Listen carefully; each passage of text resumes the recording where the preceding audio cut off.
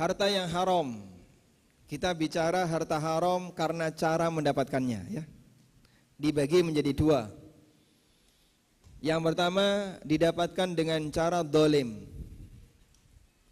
Harta haram yang didapatkan dengan cara dolim wajib dikembalikan ke pemiliknya dan tidak boleh disedekahkan. Wajib dikembalikan ke pemiliknya. Yang jadi pertanyaan, bagaimana kalau tidak ketemu pemiliknya? Dan kita kesulitan untuk nyari kontaknya, kita kesulitan menghubungi, jangankan ahli warisnya, pemilik aja nggak kenal. Misalnya dulu ya, pernah kita main ke kantin, lalu makan gorengan 5, ngaku 2. Orang Jawa menyebutnya darmaji. Dar 5 ngaku 1. Makan 5, lapor 1. Dolim nggak itu? Dolim.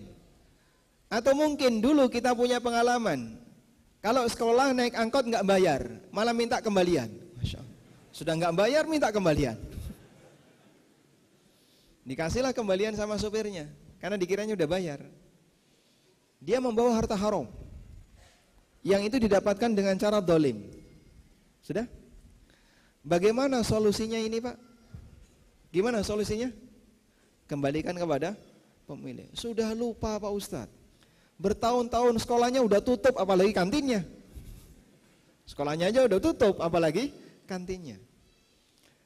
Kalaupun sekolahnya masih ada, yang jualan di kantin udah ganti orang, udah ganti generasi, lupa dulu rumahnya di mana, nggak kenal anak keturunannya. Apalagi yang supir angkot tadi ya, mau nyari kemana ini supir angkot? Sudah, dalam hal ini ada dua pendapat ulama. Pendapat yang pertama, karena Anda tidak bisa mengembalikan ke pemilik, maka bersiaplah ditagih oleh pemiliknya di akhirat. Subhanallah. Lalu pakai apa Pak bayarnya Pak? Apakah harta itu saya masukkan ke saku, terus nanti ketika di akhirat saya kasihkan? Dinar dan dirham tidak diterima, semuanya harus digantikan dengan amal. Orang ini menjadi seperti orang muflis, manusia bangkrut yang dia dikeroyok oleh teman-temannya yang pernah dia zalimi, sehingga yang satu ngambil sholatnya, yang satu ngambil sedekahnya, yang satu ngambil apalagi, yang satu ngambil ini. Fa'in faniyat walam yuqda ma'alai, sampai ketika amalnya habis sementara kewajiban dia belum tertunaikan semuanya. Ukhidha min sayyi'atihim thumma turiha ilaihi thumma turiha finnar. Dosa-dosa mereka diambil lalu dilemparkan ke orang ini, kemudian dia dilemparkan ke neraka. Waliyadzubillah. Sehingga pesannya adalah perbanyak beramal, semoga nanti pahala amal kamu saat orang ini nagih di akhirat bisa digunakan untuk nutupi kewajiban di akhirat, kalau amalnya diterima. Ini pendapat yang pertama. Pendapat yang kedua, kalau tidak bisa dikembalikan ke pemilik, pendapat yang kedua, sedekahkan atas nama pemilik. Kalau nggak tahu namanya gimana kalau nggak tahu namanya, Allah Maha tahu siapa nama pemiliknya. Sehingga cukup Anda sedekahkan, ya Allah ini atas nama pemilik, meskipun Anda tidak tahu namanya. Tayyib. Dan ini pendapat yang dipilih oleh jumhur ulama, dan insya Allah ini pendapat yang lebih kuat. Walhamdulillah. Nah, selanjutnya, satu lagi ya. Maghrib jam berapa? 4:07. Baik, insya Allah masih cukup ya. Selanjutnya, harta haram yang didapatkan dengan cara saling ridho. Sebutkan contoh 5 harta haram yang didapatkan dengan cara saling ridho. Angkat tangan dulu.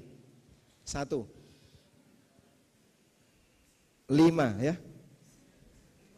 Ya. Riba.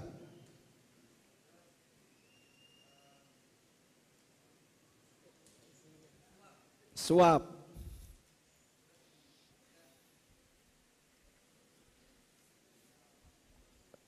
Baik, kita pindah ya. Silakan. 1, riba, suap, goror, Gimana? Trading. Nah tadi sudah goror ya. Goror.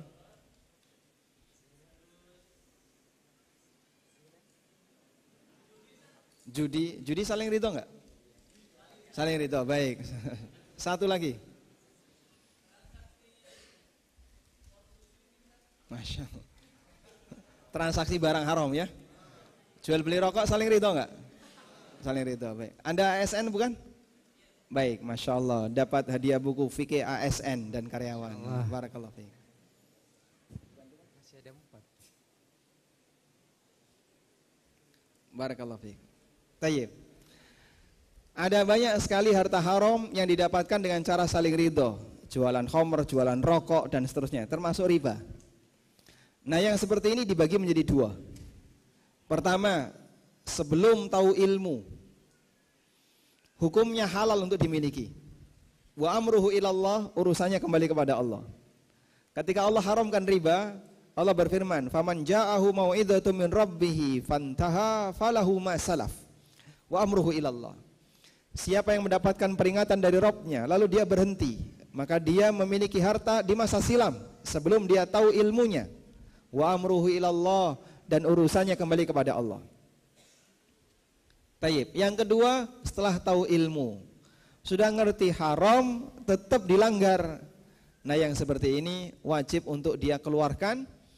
Dikeluarkan bukan dalam rangka disedekahkan, tapi dalam rangka at-takhallus minal haram, dalam rangka membersihkan diri dari harta haram. Sehingga tidak boleh ada niat sedekah, wong itu bukan sedekah. Penyalurannya bisa ke fakir miskin atau ke lembaga-lembaga sosial, yang penting jangan dia miliki pribadi. Walhamdulillah.